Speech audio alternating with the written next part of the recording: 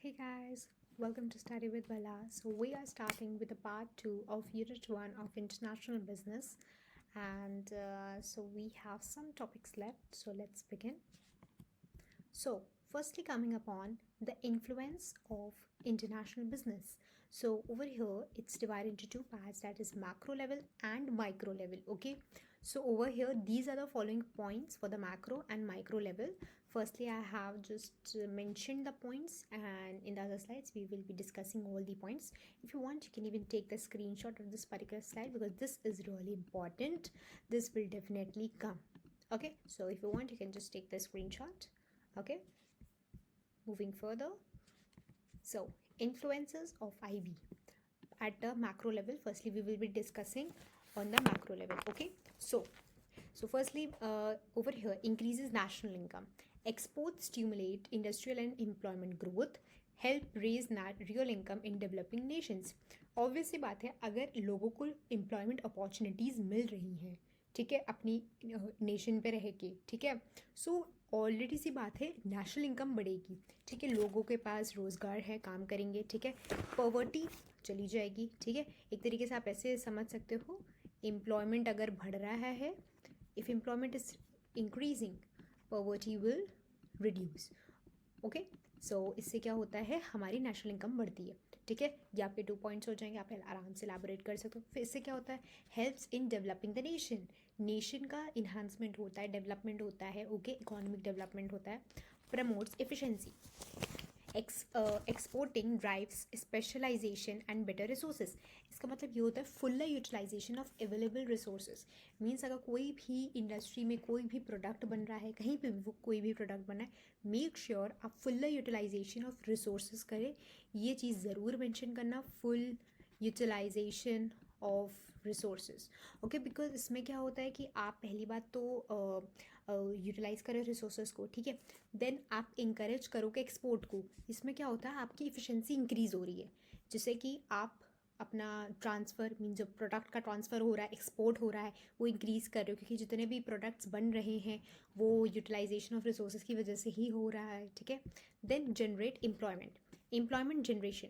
Reduce foreign trade reduces unemployment and under employment. Example Swiss pharma in watch industry. ये explain करती हूँ क्या है.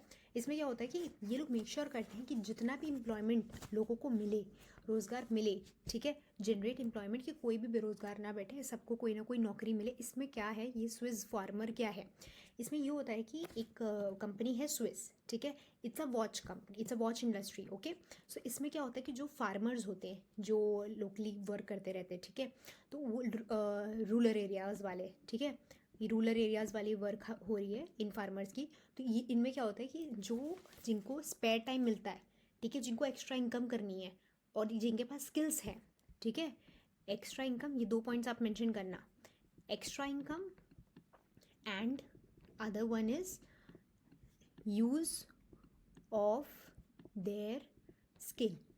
ठीक है, अपना स्किल यूज़ कर रहे हैं, अपना एक्स्ट्रा इनकम कमाना चाहते हैं. तो ये स्विस फार्मर्स जो होते थे, ये इन इंडस्ट्रीज़ में जाते थे, अपनी स्किल इन्हांस अपनी यूज़ करके, हाँ, और वॉचेस को बनाते थे, ठीक है. सो ये ऐसे उन्हें जनरेट एम्प्लॉयमेंट मिला, मीन्स एक्स्ट्रा एम्प्लॉयमेंट मिल रहा है. और जो बेरोज़गार बैठे हैं वो चाहे तो यहाँ पे आके अपना एम्प्लॉयमेंट कर सकते हैं, ठीक है. Moving further, increasing linkage. सो इंक्रीजिंग लिंकेज अब आता है यहाँ पे, इसका क्या मतलब होता है, द स्टेपल थ्योरी. अब देखो मैंने यहाँ पे ना ज़्यादा पॉइंट्स मेंशन किए हैं, बिकॉज ये क्वेश्चन आ सकता है कैसे इंक्रीज लिंकेज हो रहा है, ठीक है. The staple theory says that the foreign trade helps an economy grow by increasing linkages with other sectors. अगर आप दूसरे सेक्टर्स के साथ कनेक्ट करोगे तो आप लिंक बना रहे हो, ठीक है, लिंकेजेस, ठीक है. बैकवर्ड लिंक होता है और एक फॉरवर्ड लिंक होता है. What is this, demand for raw materials and tools boost related industries, ठीक है. अगर आप बैकवर्ड लिंकेजेस करोगे, ठीक है, डिमांड फॉर गुड्स करोगे, ठीक है, तो आपका ऐसे होगा, ठीक है. सेकेंडली, फॉरवर्ड लिंकेजेस क्या होता है, proceed goods creates new industries. अगर आप न्यू इंडस्ट्रीज फॉर्म कर रहे हो, ठीक है, example packaging and transport. So forward linkage and backward linkage, this lead to a creation of new industries and improve efficiency in existing ones. So this is known as increased linkages. Okay, then enhance sectorial linkages means sectors को connect करो link बनाओ और उससे आप forward backward linkages करो, and जिससे आप new और इम्प्रूव्ड एफिशिएंसी के साथ एक नई सेक्टर के साथ आ पाओगे, ठीक है। उसको बोलते हैं ये optimum utilisation of resources. Make sure आपके पास पहले ये पढ़ लेते हैं, global markets improve agriculture income and rural life quality. Simple बात है, यहाँ पे आप ऑप्टिमम रिसोर्स का यूज़ कर रहे हो, ठीक है। आपके पास जितने रिसोर्सेज आपके पास हैं आप उसको प्रॉपरली यूज़ कर रहे हो, ठीक है, जिससे कि एग्रीकल्चर बहुत ही ज़्यादा इफेक्ट होता है, मीन्स बहुत प्रॉपरली इफेक्ट करता है, इनकम लोगों की बढ़ती है वहाँ पे, एंड रूरल लाइफ की जो क्वालिटी है बहुत ही ज़्यादा इन्हांस हो रही है, बिकॉज जितना भी वो लोग बना रहे हैं, ठीक है, वो ट्रांसपोर्ट हो रहा है, तो उससे क्या होता है, यूटिलाइज रिसोर्स ऑप्टिमली, ठीक है। जितना भी वो फसल उगा रहे हैं हर चीज़, तो जो फार्मर्स हैं उनको बहुत यहाँ पे बेनिफिट मिलता है ग्लोबल मार्केट, बिकॉज वो ग्लोबली प्रोडक्ट्स पहुँचा रहे हैं अपने, okay. Educative effect, exposure to foreign markets builds managerial and entrepreneurial skills. यहाँ का मतलब क्या होता है, एडुकेटिव इफेक्ट। इसका मतलब ये होता है कि यहाँ पे लोगों को स्किल्स इन्हांस करना, लोगों को मतलब एडुकेटिव वर्ड समझ, एजुकेट करना, लोगों को स्किल्स के बारे में समझाना कि कैसे आप अपना बिजनेस रन कर सकते हो, कैसा अपना बिजनेस माइंड शार्प कर सकते हो, कैसा प्रॉफिट अर्न करना है। यहाँ पे एक्सपोजर देना फॉरेन मार्केट्स के बारे में कि यहाँ पे ऐसी मार्केट्स हैं, आप अपना प्रोडक्ट ग्लोबली पहुँचा सकते हैं, ठीक है। यहाँ पे क्योंकि ये मैक्रो लेवल की बात हो रही है ना, बड़े लेवल की, माइक्रो लेवल की बात नहीं हो रही, मैक्रो लेवल की बात हो रही है। सो दे आर टेलिंग देम कि आप अगर जैसे फार्मर्स हैं, ठीक है, अगर आप उनको एडुकेटिव इफेक्ट के बारे में बताओगे तो इसमें आप उनको managerial skills and entrepreneurial skills के बारे में समझाओगे ना, कि ऐसे ऐसे आप करके आप अपना प्रॉफिट जनरेट कर सकते हो और ऐसे आप अपना सामान ग्लोबली लोगों को पहुँचा सकते हो, okay. Moving further, foreign direct investment, ये सब जानते हैं, higher trade volumes attract global investors. अगर हद से ज़्यादा वॉल्यूम आपके पास होगी, फॉरेन डायरेक्ट इन्वेस्टमेंट्स होगी आपके पास, तो आपको और ज़्यादा ग्लोबल इन्वेस्टर्स अट्रैक्ट करते हैं। ये सिंपल सी बात है, ठीक है। मेक श्योर आपका बहुत ही अच्छा FDI होना चाहिए। स्टिमुलेट्स कॉम्पिटिशन, ठीक है। फिर यहाँ पे स्टिमुलेट्स कॉम्पिटिशन का मतलब होता है break domestic monopolies, boost innovation and market efficiency.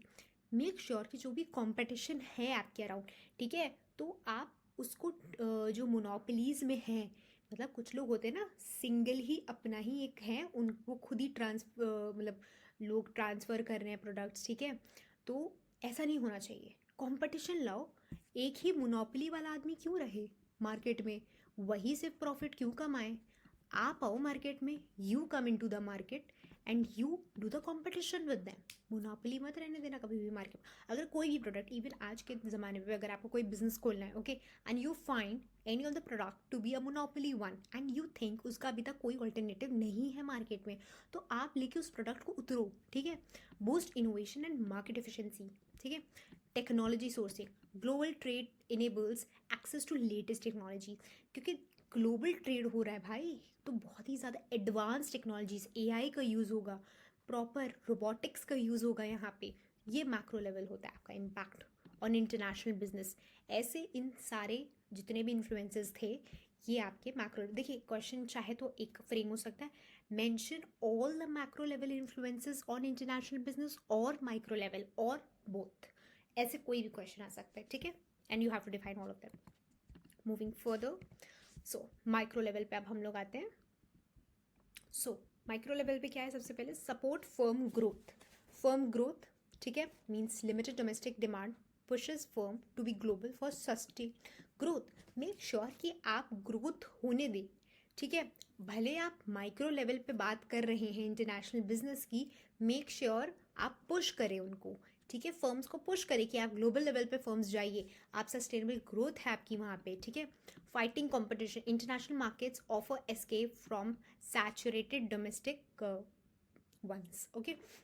So make sure कि आप काफ़ी अच्छा कंपटीशन करें, ठीक है। International markets offer escape from saturated domestic ones, ठीक है। कई बार क्या होता है कि डोमेस्टिक वाले जो होते हैं कि इतना अच्छा वो उनका होता है प्रोडक्ट कि मे बी इंटरनेशनल वाले ना टिक पाए उनके सामने, ठीक है। तो ऐसा कंपटीशन आप प्ले करें, ठीक है। Efficiency, global sourcing, better ROI image and share holder value. Make sure आपकी जो इफिशिएंसी हो बहुत ही पावरफुल बूस्ट इफिशिएंसी हो आपकी, कि आप सामने वाले को टैकल कर पाए, okay, and better return on investment दें उनको, एंड प्रॉपर एक अच्छी इमेज हो आपकी, ठीक है, and share holders value, okay.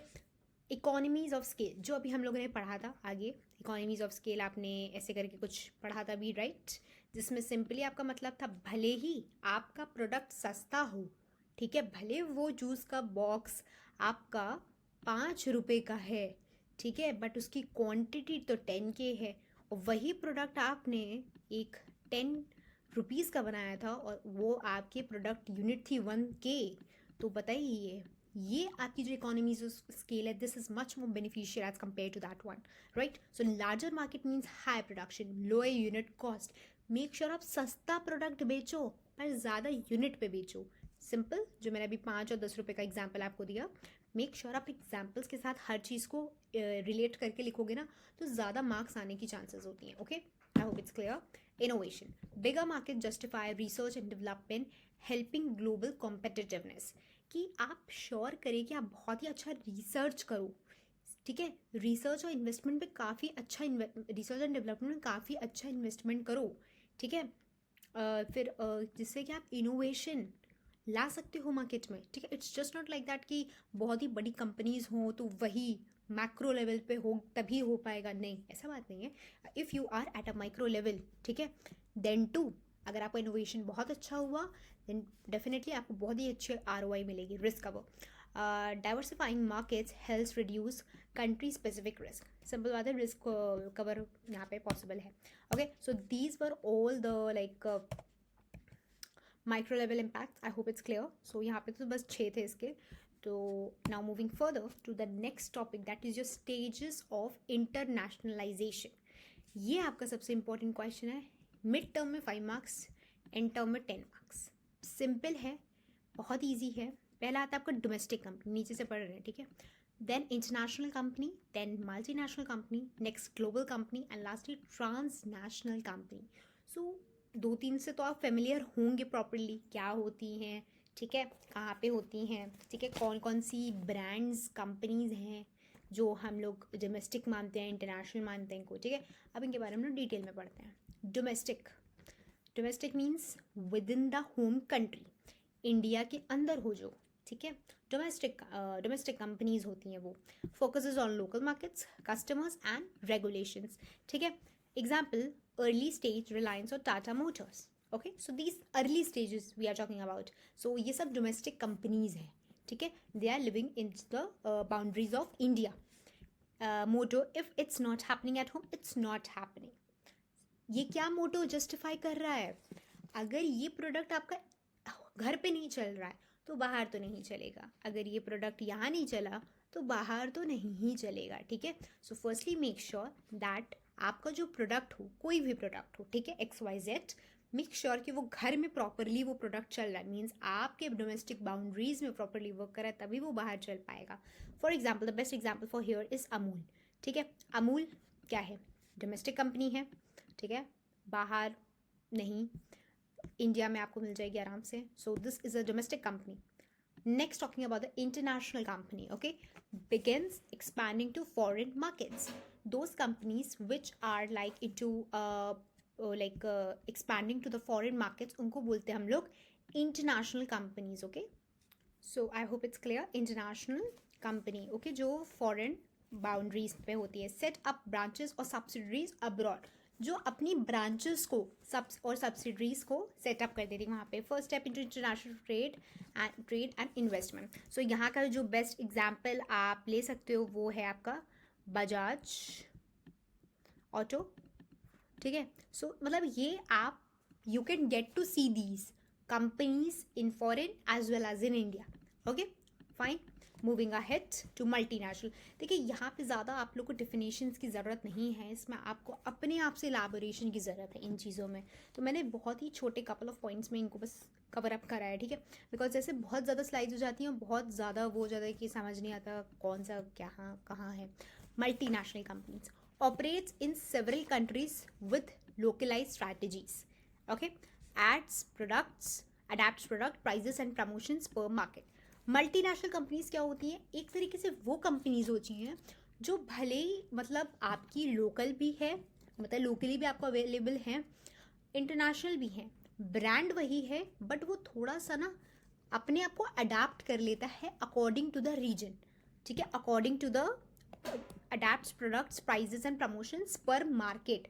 पर मार्केट का मतलब यहाँ पे कि एक जैसे पर्टिकुलर मार्केट है आपकी, ठीक है, सो उसके अकॉर्डिंग वो अडेप्ट कर लेता है, ठीक है, कि आपका जैसे कि अगर मैं एग्जांपल लूँ नेस्ले, ठीक है, अगर आप नेस्ले का टेस्ट करें, ठीक है, डिफरेंट टाइप ऑफ कॉफ़ीज़ आती हैं इंडिया में, जो नेस्ले आती है वो डिफरेंट है as compare to the other like countries when Nestle is being supplied, वहाँ पे थोड़ी डिफरेंट है, ठीक है, वो लोकल मार्केट के अकॉर्डिंग अडेप्ट करती है, प्राइजेस को भी, प्रमोशंस को भी, एंड प्रोडक्ट भी थोड़ा सा चेंज होता है, मतलब ये नहीं कि प्रोडक्ट पूरा चेंज हो जाएगा, नॉट एट ऑल, बट वहाँ पे थोड़े बहुत चेंजेस हो जाएंगे उसके अकॉर्डिंग, ठीक है, also called multi domestic companies, okay, examples firm adjusting products for each country, as I told you, firms अपने प्रोडक्ट्स को according to the companies adjust कर देते हैं, okay.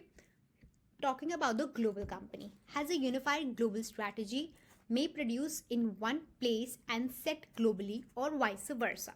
Okay, so aims for worldwide efficiency and integration.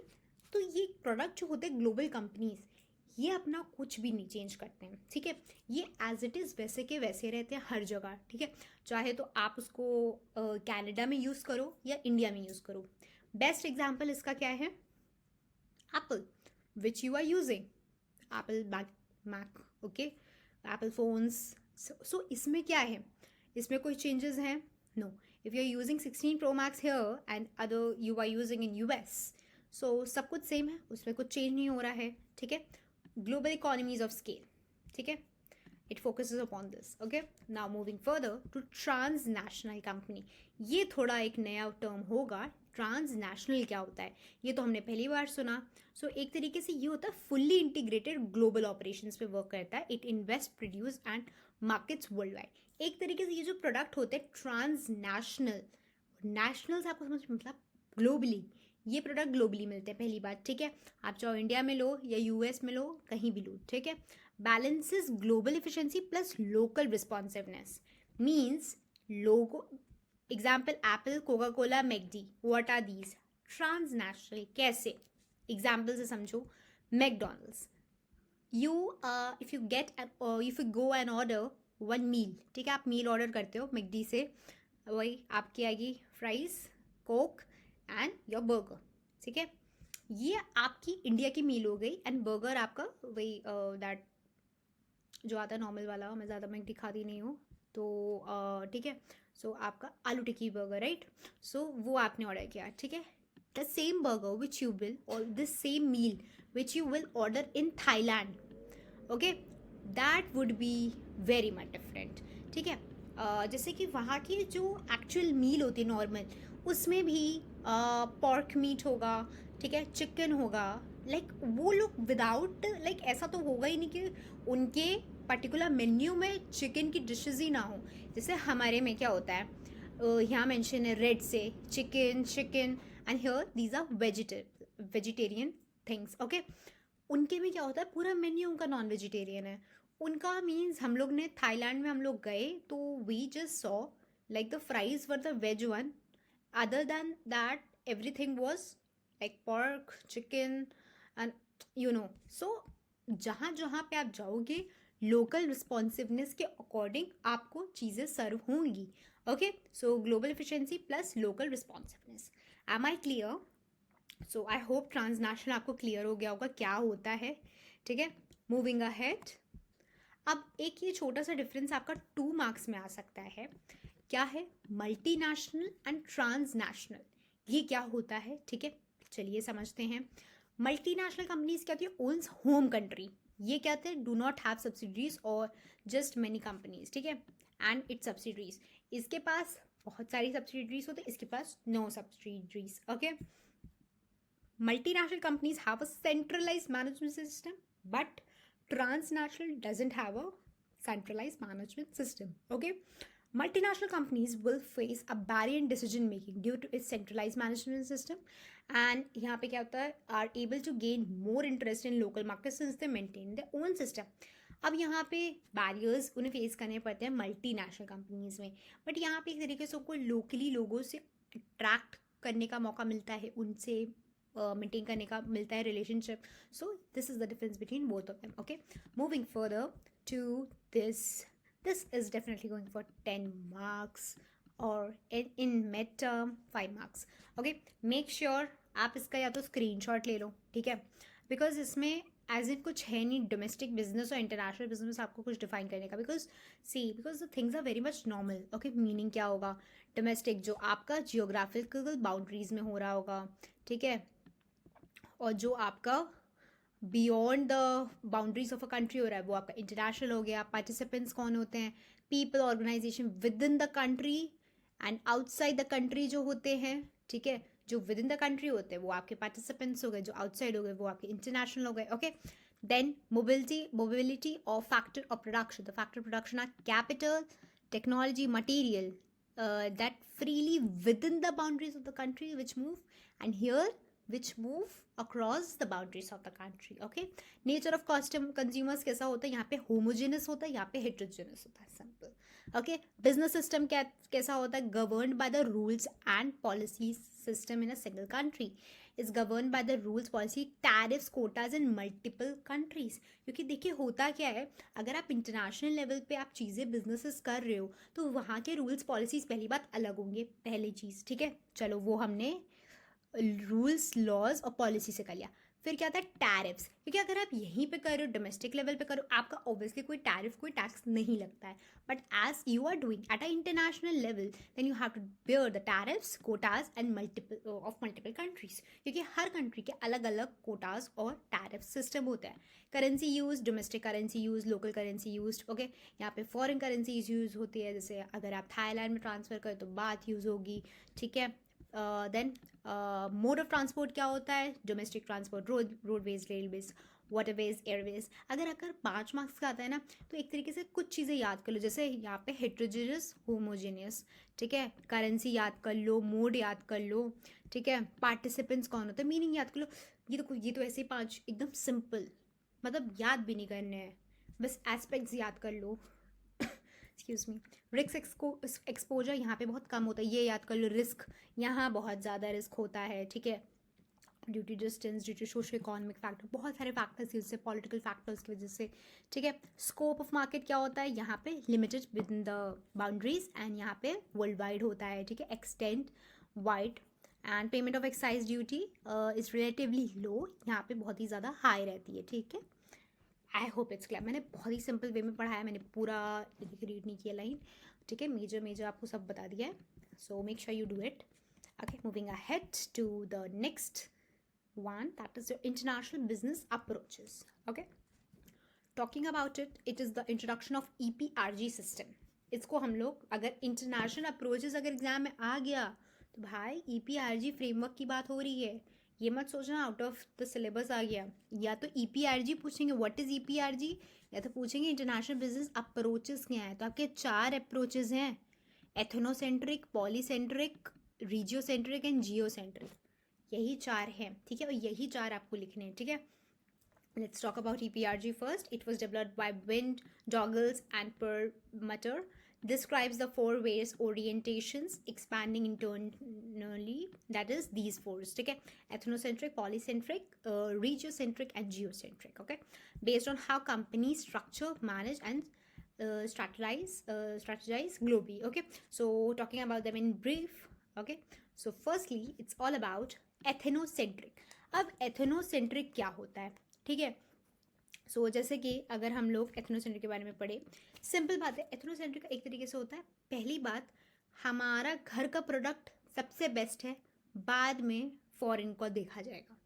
Simple line है इसकी, ठीक है. It means that the home country products are given much more priority as compare to the foreign secondary goods, ठीक है. आपके जो होम कंट्री के product होंगे, ठीक है, उसको मिलेगी फर्स्ट पोजीशन, एंड जो फॉरेन के गुड्स होंगे, ठीक है, कोई भी गुड हो, कोई भी प्रोडक्ट हो, ठीक है, उसको हम देंगे सेकंड प्रायोरिटी, ठीक है. अब यहाँ लिखा भी है home country is superior and foreign markets are secondary. Okay, simple.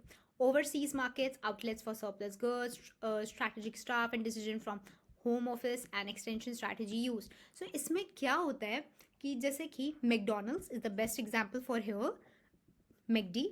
So how, अगर आप अपने टेस्ट और प्रेफरेंस के हिसाब से अगर आप थाई का मेन्यू में से अगर आप मील ऑर्डर करेंगे, क्या वो आपको अच्छी लगेगी? Not at all, right? अगर आप वही वाली मैक आलू टिक्की burger, fries and coke, if you order these things, the meal from the McD, you that will be much more superior, right, as compared to the foreign one. So McD का आप अगर example लेके define करोगे ethnocentric orientation, that would be much more perfect. अगर आपको और कोई चाहिए you can go for it. Okay, now coming upon the polycentric. What is this? It recognises each country is unique. ठीक है, local managers, local strategies, and maximum decentralization. Adaptation strategy is used for customization. अब यहाँ पे क्या होता है कि यहाँ पे प्रोडक्ट्स दिए जाते हैं बट यहाँ पे कस्टमाइजेशन हो जाता है. ठीक है, जैसे हमने स्टेजेस पढ़ा था, थोड़ा बहुत कनेक्शन है यहाँ पे उन चीज़ों का यहाँ पे. ठीक है, पॉलीसेंट्रिक का मतलब ये होता है आपका प्रोडक्ट आया, ठीक है, ग्लोबल लेवल पे, बट वो लोकल जगह के लोकल स्ट्रैटेजीज, लोकल मैनेजर्स की वजह से थोड़ा सा प्रोडक्ट में चेंजेस आ गए कि लोकल लोगों को इन्जॉय कर पाए उस प्रोडक्ट को कंज्यूम करते हुए. Nestle would be the best example कि जो नेस्ले के प्रोडक्ट्स होते हैं लोकली वो थोड़े से चेंजेस कर दिए जाते हैं उनके प्राइस में, उनकी पैकेजिंग में. उनके जो पैकेजिंग पे भी जो चीज़ें लिखी रहती वो सारी चीज़ें पॉलीसेंट्रिक में ही आएंगी. ठीक है, because if people will not able to read, अगर हम लोग को चाइना वाला दे दिया जाए, ठीक है, so we can't read Chinese, right? So ये आपका Nestle is the best example. Moving ahead, sorry, regiocentric. What is regiocentric? एक पर्टिकुलर रीजन की बात हो रही होगी, राइट? रीजियोसेंट्रिक. सो जैसे कि focuses on entire regions. Example, EU, Asian and Unified Market. Regional HQS coordinate with corporate headquarters. So HQ means headquarters, okay?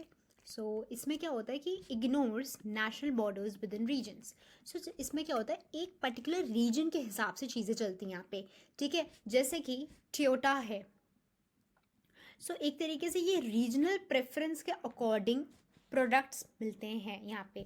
ठीक है, जैसे कि अगर आप सेम टोयोटा की कार्स आप कहीं और देखें वहाँ पे थोड़ी डिफरेंट होंगी. ठीक है, और वही सेम कार एक पर्टिकुलर दूसरे रीजन में डिफरेंट होगी. सो रीजन टू रीजन उनका प्रोडक्ट वैरी करता है, in short. Now we come upon the geocentric. Geocentric में क्या आता है? Views the entire world as a single market. Okay, use standardized marketing mix across all countries, seeks global efficiency plus local responsiveness. Again, that example has arrived. That is like your Apple one.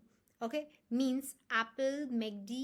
देखिए, सारे examples ऐसा नहीं है कि अगर वहाँ लग गए तो यहाँ अप्लाई नहीं होंगे, ऐसी बात नहीं है. वो आपके ऊपर डिपेंड करता है आप कैसे उस एग्जाम्पल को इस पर्टिकुलर ओरिएंटेशन में आप फ्रेम कर रहे हो. ठीक है, जैसे इधर आपका 1 सेकेंड, यहाँ जैसे मैंने आपको बताया था एथनोसेंट्रिक में आपका मैकडी वाला एग्जाम्पल सूट हो रहा है. कैसे सूट हो रहा है? क्योंकि आप अपने होम कंट्री वाले प्रोडक्ट्स को पहले प्रेफर करोगे, राइट? इंडिया का मेन्यू ज़्यादा बेटर है, बेटर नहीं means preferable for you as compare to the foreign one, right? And यहाँ पे क्या हो रहा है जियोसेंट्रिक में?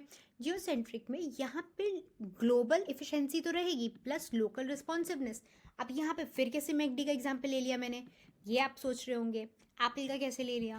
Because global efficiency, you know the menu of the menu of the McD plus local responsiveness. अगर वो थाई का हुआ तो थाई का मेन्यू मिलेगा, मेन्यू प्लस इंडियंस तो इंडियन होगा तो मैक आलू टिक्की बर्गर मिलेगा. अब अगर थाईलैंड का हुआ तो you know like there will be non veg everywhere except the fries. Okay, so this is all about the geocentric orientation. Okay, so इसमें क्या करता है ये काफ़ी मीन्स लोकली लोगों को अट्रैक्ट का मीन्स उनसे कन्वर्जेशन करता है, उनसे पूछता है आपके वांट्स क्या है, what type of products you actually consume. ठीक है, उनसे बात करके उनका टेस्ट जान के, उनका प्रेफरेंस जान के देन उनको प्रोडक्ट सर्व किया जाता है. Okay, I hope it's clear to you. Now coming upon the last topic that is your advantages of IB. Okay, so ये आपका 5 मार्क्स में आ सकता है. ठीक है, ये आपका एक लास्ट टॉपिक था. ठीक है, so I have just made it. So अगर आप मेजरली हेडिंग्स पे फोकस करें तो आप प्रॉपरली अंदर का कंटेंट आप अपने आप डिफाइन कर पाओगे. सो पहला आता है आपका मार्केट एक्सपेंशन. ओके, सो एक तरीके से आप ग्लोबली रीच कर रहे हो लोगों को, जो मैं स्टार्टिंग से बताती आ रही हूँ. यहाँ पे आप ग्लोबली लोगों से अट्रैक्ट करोगे. Okay, then economies of scale आपने पढ़ चुका है. सस्ता प्रोडक्ट बनाओ और सबसे ज़्यादा प्रोडक्ट बनाओ. ठीक है, अगर आप ये वाला डायग्राम ऐसे करके ऐसे बनाते हैं वैसे ये, ठीक है. I hope it's clear to you. Okay, so economies of scale पे मीन जो पर यूनिट कॉस्ट पे आप खर्चा करो वो कम करो, तो आप बहुत ज़्यादा प्रोडक्ट्स बना पाओगे. Access to resources, make sure full utilisation of resources. ठीक है, and technology transfer, make sure कि आप सारी न्यू टेक्नोलॉजीज़ और जो भी ग्लोबल कॉम्पिटिशन के लिए यूज़ हो रही हैं technologies, AI, robotics, you should use them. ये सब आप एग्जाम्पल्स में मेंशन कर सकते हो. ठीक है, ये बस मैं ऐसे बताने के लिए नहीं बता रही हूँ, you have to mention it. Okay, employment generation means लोगों को जॉब क्रिएट करना. जैसे कि आपने वहाँ पे स्विस वॉच के बारे में पढ़ा था, आप वो यहाँ मेंशन कर सकते हो, स्विस वॉच, बिकॉज उससे लोगों को एक सेकेंड एम्प्लॉयमेंट अपॉर्चुनिटी मिल गई. Okay, so this is. And now risk diversification, so operating multiple countries में अलग अलग टाइप का रिस्क होता है. Dependence on one market, minimum losses during the local economic down turns. फिर फॉरेन डायरेक्ट अर्निंग्स, वही foreign direct investment की बात हो रही है यहाँ पे, जहाँ पे सबसे ज़्यादा फॉरेन डायरेक्ट इन्वेस्टमेंट होता है वहाँ पे सबसे ज़्यादा वैल्यूबल फॉरेन करेंसीज और बहुत ज़्यादा लोग स्ट्रेंथ होती है. ठीक है, देन इन्हांस कॉम्पिटिटिवनेस, बहुत ही ज़्यादा कॉम्पिटिटिवनेस इंक्रीज हो जाती है. Okay, improve international relations, obviously अगर आप बहुत ही ज़्यादा अच्छे से वर्क करोगे एट इंटरनेशनल लेवल, ओके, और आपका ब्रांड बूस्टअप होता रहेगा दिन पे दिन, सो इंटरनेशनल रिलेशंस अच्छे हो जाएंगे. Okay, boost national economy. ठीक है, GDP आपकी अच्छी हो जाएगी, आपकी इकोनॉमी अच्छी होगी. ठीक है, अगर आप इंडिया के प्रोडक्ट्स बाहर भेज रहे हो, okay, if you are doing mercantilism, okay, if you are transferring your goods outside India, okay, you are exporting more and importing less. Okay, so then you are like boosting your national economy. ज़रूरी नहीं है कि अगर आप import कम करोगे तो आपकी boost नहीं होगी. You can import as well, बस इम्पोर्ट में ये रहता है आपका खर्चा होता है. सो अगर बूस्ट करनी तो आपको पता है क्या करना है. सो these were all the advantages. Okay, so I hope it's all clear to you all. So thank you so much for watching my video. So we are done with the first unit finally of international business. And so if you have any questions or queries in your mind, so you can just mail me or you can just DM me on my Instagram, and please do follow my Instagram handle.